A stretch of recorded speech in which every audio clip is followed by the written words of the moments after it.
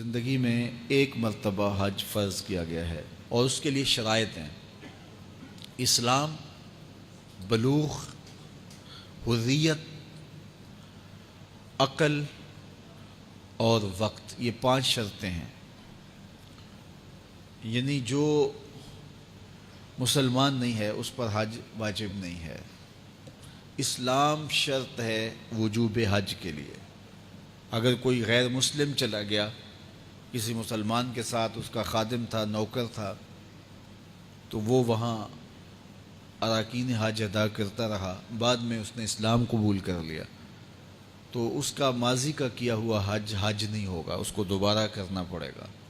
اسی طرح بچے نے حج کر لیا اپنے والد کے ساتھ یا والدہ کے ساتھ، تو جب وہ بالغ ہوگا تو اس کے ذمہ حجۃ الاسلام باقی ہے۔ یہ حج جو اس نے کیا ہے یہ اس کا نفلی حج ہوگا، اس کا ثواب ضرور ملے گا، لیکن کس کو ملے گا؟ اللہ کے محبوب علیہ الصلاۃ والسلام کی بارگاہ میں یہ سوال ہوا۔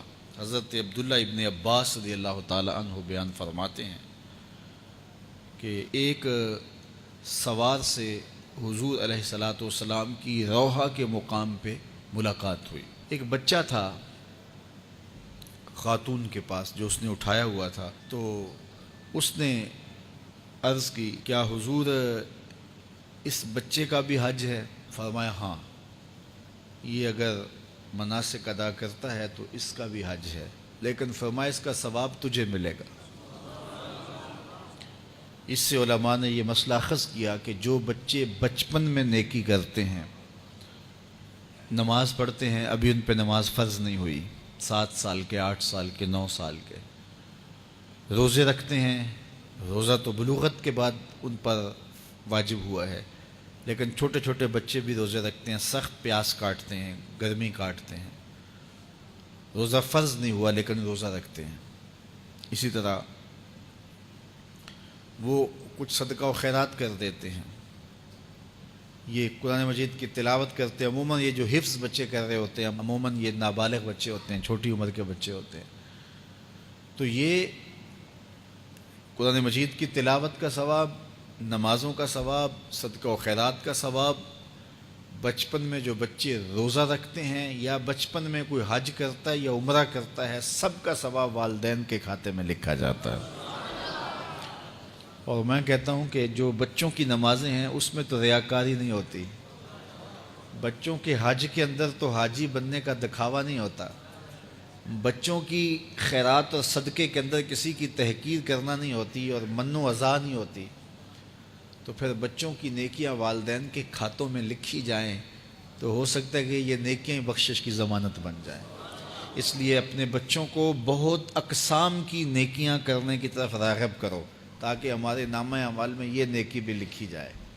کبھی کبھی تہجد کے وقت اٹھا کر کے بچے کو تہجد پڑھاؤ تاکہ تمہارے نامہ اعمال کے اندر خالص تہجد لکھی جائے، کیونکہ اس میں ریا نہیں ہوگی۔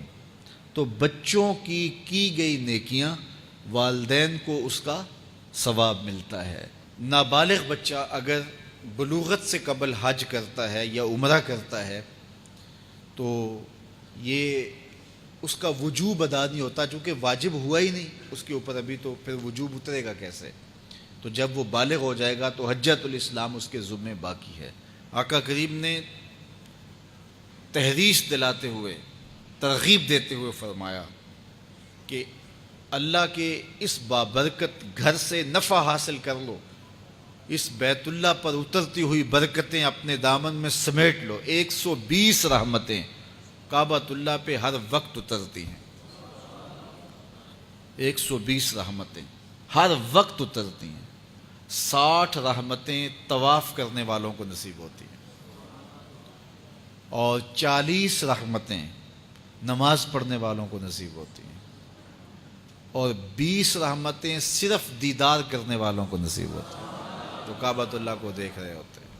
اللہ اکبر! کعبۃ اللہ کی طرف دیکھنا بھی عبادت ہے۔ تو اللہ آپ کو، مجھے بار بار حج اور عمرے کی سعادت نصیب فرمائے۔